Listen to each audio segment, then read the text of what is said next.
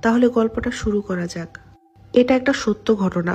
ঘটনাটা ঘটেছে আমার নিজের সাথে। সালটা তখন 2014 সাল।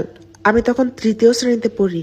আমাদের বাড়িওয়ালাদের অনেক অতিথি আসবে, তাই আমরা 6 মাস এই বাড়িতে থাকবো। আর এই 6 মাস আমি স্কুলেও যেতে পারবো না, কারণ আমরা যে নতুন বাসায় উঠতে চলেছি সেখান থেকে আমার স্কুল অনেক দূরে। বাসাটা ছিল অনেক পুরাতন, আর এই এলাকাতে তেমন কেউ থাকতো না। হাতে গোনা কয়েকটা ফ্যামিলি থাকে এখানে। এলাকাটা দেখলে মনে হয় এটা একটা ভূতের রাজ্য। এলাকাটা খুবই শান্ত। কোনো রিক্সা, সিএনজির কোনো কিছুর শব্দ নেই। পুরো নিস্তব্ধ। মাঝে মাঝে কয়েকটা রিক্সার শব্দ শোনা যায়। আমাদের সাথে আমাদের খালামণি এসেছিল সবকিছু গুছানোর কাজে সাহায্য করতে। আর আমরা ছোটরা সবাই মিলে বারান্দায় খেলছিলাম। তখন আমার চোখ পড়ল পাশের বাসার একটা মেয়ের দিকে। ও আমাকে টাটা দিচ্ছে। আমি ওকে টাটা দিলাম। আমি ওর নাম জিজ্ঞেস করলাম। ও বলল ওর নাম নায়রা। মেয়েটার বয়স 8 বছরের মতো হবে, মানে আমার বয়সী। ও আমাকে বলল, তুমি স্কুলে পড়ো তাই না? এটা বলে ও একটা মুচকি হাসি দিল। আমি তো শুনে অবাক। আমাদের আজকে পরিচয় হলো, আমি তো তাকে আমার স্কুলের নামই বললাম না। তাহলে ও কিভাবে জানলো? এটা ভাবতে লাগলাম। আবার তাকালাম ওই বাড়ির দিকে, কিন্তু অবাক করার বিষয়, ওই মেয়েটি ওখানে নাই। আমি কিছুটা অবাক হয়ে গেলাম। পরদিন রাত্রে আমি বারান্দায় দাঁড়িয়েছিলাম। আমি ওই বাড়ির দিকে তাকিয়ে দেখলাম ওই মেয়েটা, মানে নায়রা, আমার দিকে অদ্ভুতভাবে তাকিয়ে আছে। ওর চোখগুলো লাল বর্ণের হয়ে আছে। আমি তখন হাত পা কিছুই নাড়াতে পারছি না। আমি আবারও নায়রার দিকে তাকালাম। মনে হচ্ছে ও কোনো মানুষ না, একটা রাক্ষস। এটা ভেবে আমি অজ্ঞান হয়ে গেলাম। পরদিন সকালে আমার জ্ঞান ফেরার পর দেখলাম সবাই আমার সামনে বসে আছে।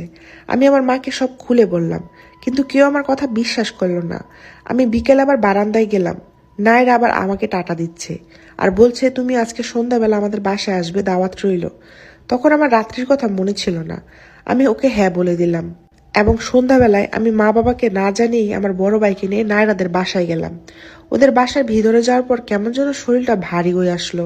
মনে হচ্ছিল কেউ একজন আমার উপরে ভর করে আছে। আর আশেপাশের অবস্থা দেখে মনে হচ্ছে আমি ভূতের রাজ্যে চলে এসেছি। এত ভয়ঙ্কর মনে হচ্ছে যেন অনেক বছর ধরে এ বাসায় কেউ থাকে না। আমি নায়রাকে ডাকতে নায়রা ওর ছোট বোন বেরিয়ে আসলো। আমি নায়রাকে জিজ্ঞেস করলাম, তোমার মা বাবা কোথায়? নায়রা একটা মুচকি হাসি দিয়ে বলল, আমার মা বাবা বাড়ির পিছনে শুয়ে আছে। এই বলে আমার দিকে তাকিয়ে অদ্ভুত একটা হাসি দিল। বলল, তোমরা বসো, আমি আসছি। নায়রা চলে যাওয়ার পর আমার মনে পড়ল ওদের বাড়ির পিছনে তো গোরস্থান। এই ভেবে আমি আর আমার ভাই অনেক ভয় পেয়ে গেলাম। আমি আমার ভাইকে চলে যাওয়ার কথা বলবো, ঠিক সেই সময় নায়রা এক গ্লাস পানি এনে বলল, এই নাও, পানিটা খাও। আমি এতটাই ভয়ে ছিলাম যে কোনো কিছু না ভেবেই পানি গ্লাস নিয়ে খাওয়া শুরু করে দিলাম। খাওয়া শেষে বুঝতে পারলাম এটা নর্মাল কোনো পানি না, এটা স্বাদ কিছুটা ডাবের পানির মতো। আমি নায়রাকে ভয়ার্ত কণ্ঠে জিজ্ঞেস করলাম, এটা কিসের পানি? নায়রা আবার মুচকি হেসে কোনো জবাব না দিয়ে রান্নাঘরের দিকে চলে গেল। 2-3 মিনিট পর হঠাৎ আমার সামনে এসে বলে উঠল, তোমাকে আমার অনেক ভালো লেগেছে, তোমাকে আমি আমার সাথে নিয়ে যেতে চাই। এই বলে একটা অট্ট হাসি দিয়ে উঠল। আমি যাব না যাব না বলে চিৎকার দিয়ে ভাইকে জড়িয়ে ধরতে দেখি আম্মু আব্বু এই বাসার ভিতরে হাজির।